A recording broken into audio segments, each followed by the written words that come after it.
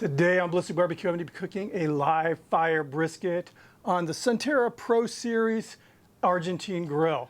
Let's get going.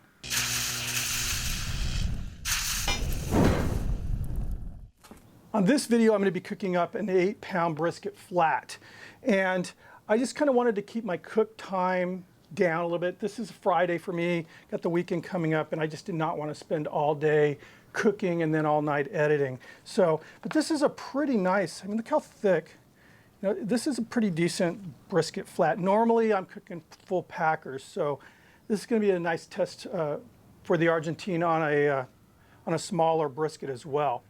Now, as far as trim, I did the edges, took the fat cap down to about 1/4 of an inch. I want to keep this fat cap pretty much intact. And for the seasoning, I'm using this all-purpose black garlic rub. It's an all-purpose rub by Fire and Water. And I got to tell you, I've been really happy with all of the rubs that Darren there's come out with. I've been very impressed. And of course, I'll have the link for the rubs if you want to check it out. So really, I'm leaving this much fat on it more for the flavor. You know, I'm not going on an offset. The results I've had cooking brisket on, you know, this cooker, this Argentine cooker with this live fire, it has a really cool, you know, it's a cross between barbecue and grilled flavor. And I just really like, you know, my steaks to have a nice little bit of fat on them. So I thought, yeah, I'm gonna keep a decent amount of fat on this brisket as well. All right, this is looking good. I love the big old chunks of like salt and again, that black garlic in here looks really, really nice.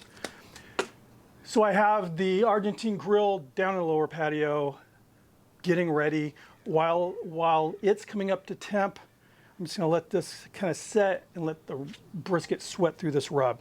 I'll meet you down below. And this is the grill I'm gonna be using for this cook. It's my Argentine grill by Sunterra Pro Series. And I've said it in other videos, way up there on my favorite grill scale here. It's, again, just such an immersive style of cooking. So let me break this down for you. Bed of coals is underneath the grill. And behind that bed of coals, you'll see a rack, kind of like a cage. That cage is called a brasero. And I'm going to keep that thing loaded up with splits of wood.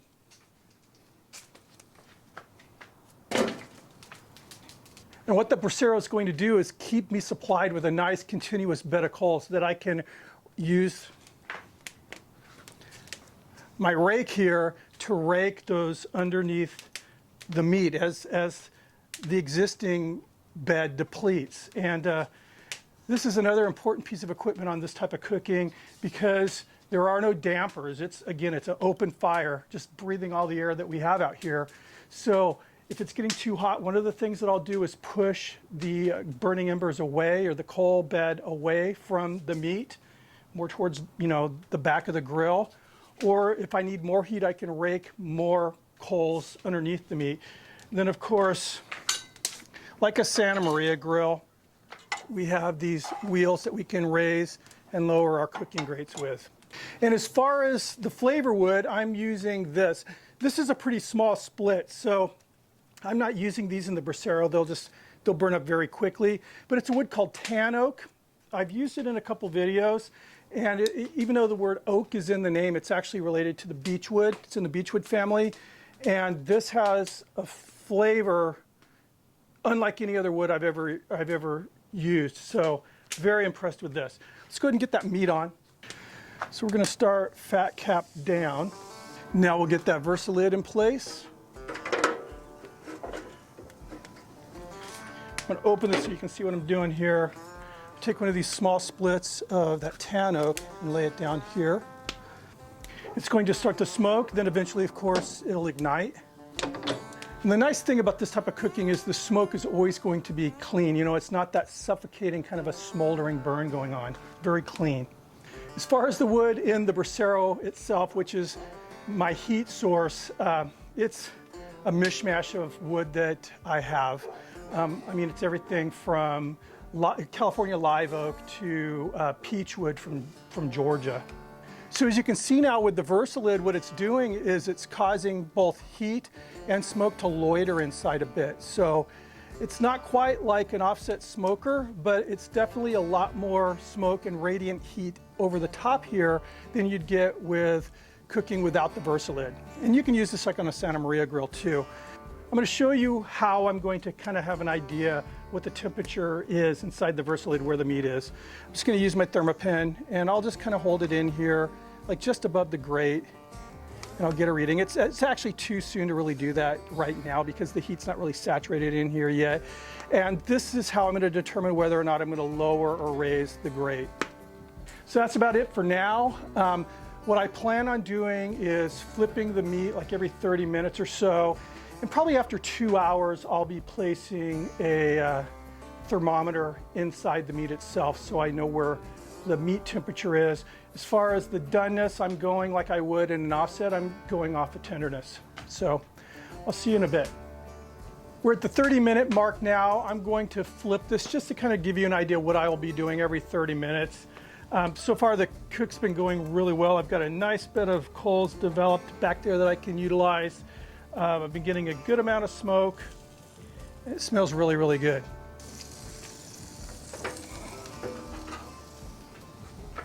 I'm telling you, it's not the easiest way to cook a brisket, but it definitely is the coolest way to cook a brisket. All right.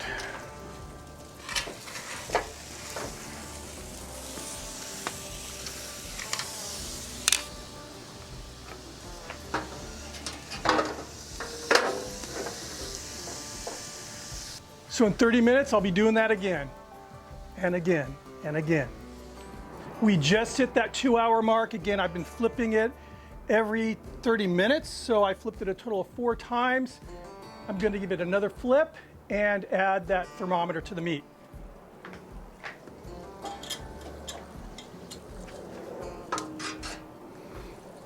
And as you can see, it's looking pretty good. So I'll be using that ThermoWorks smoke on this cook. And I'm going to go in through the side here, get it into the center. I want to make sure it's on the side so that I can continue to flip without any hassles. It's definitely not tender yet, that's for sure. See, we're at 157 degrees. Get that lid back on. I'm just going to keep it right where it's at. I'm just going to continue doing what I'm doing. Flipping every 30 minutes, monitoring that temp. Again, I'm going for tenderness and you know, it's swelling up, it's cooking very similar to when you do a hot and fast, but the bark is already, you know, pretty nice and set on the outside. So I'll just continue keeping you posted. But the other thing, it's very moist. I don't know if you noticed, it's not been drying out at all on the surface. So we are at 4.5 hours now and it is done.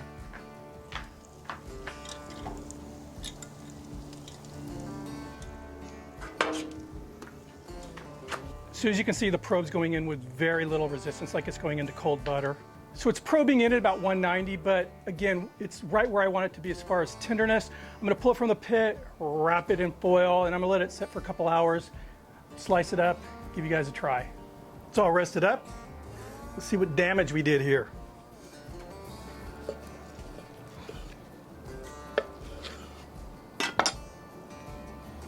Nice. It's nice and juicy. Good. Very, very slight smoke ring, which isn't a big shocker. I mean, it's not, you know, in an offset smoker, just bathed in smoke the whole time. And the smell coming off of it, anybody who's ever done a hot and fast brisket, that's the kind of smell that I have right now. You know, it's that kind of that almost a seared kind of a smell. Ooh, looks good.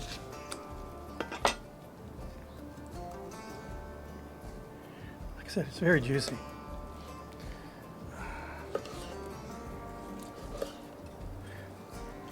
Good bark. I mean, there's a nice, you know, crust to it.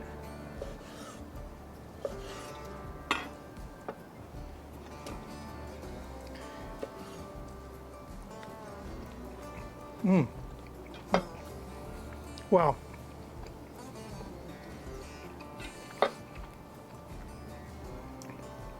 that rubs money. It's really good. There's definitely, you know, that kind of a barbecued brisket flavor, but it's different. You know, again, it's very much closer to that. Hot and fast briskets are really good, but they do taste different than a traditional low and slow. And this one definitely leans more towards that hot and fast as far as flavor is concerned. But it's good. I mean, it's definitely good. Almost more of a steaky kind of a flavor to it. Good stuff. We'll be slicing this up later. It's still too early for dinner, but this is going to be our dinner tonight. So just a little kind of overview or debrief, I guess. It looks like a very complicated way of cooking, doing a brisket on this, like an open grill like this. But I'll tell you one thing, that Versalid changes things, because I'll post this, my first brisket video I did on that Argentine, and I was just flipping it. That was complete open cook. And although the brisket was amazing, it was a lot of work, very laborious cooking that brisket. This cook, and I love using that lid now. It's not really a crutch, but it definitely helps a lot. And I found that so long as you're keeping that brasero loaded up with wood, you know, like what I'll do is after I do a little bit of maintenance, in other words, make sure that I got a little bed of coals underneath the meat, and I've got plenty of sticks in there, you know, splits burning in the brasero, I can chill out a little bit. I mean, during this cook, I ran off and went to the grocery store and bought some stuff, and I wasn't really sweating it out at all. I knew that when I came home, there'd be plenty of coals underneath the brasero, which still is providing heat for the meat. So this was actually a very carefree cook. I mean, it's the type of cook that you could be entertaining people and just, like I said, every 30 minutes or so, go take a look at your food, make sure that you have a fire going. But it's definitely different, different than your traditional like Southern barbecued brisket, you know, definitely, you know, Texas brisket. But yeah, I like it. I'll do it again. And I love doing beef short ribs, like dino ribs, doing this technique. Actually got a video of that as well. Anyway, thanks for stopping by. Keep those suggestions coming in. If you're not subscribed, please do. Make sure you ring the bell. Thumb it up if you like it. I'll see you in the next video. Cheers.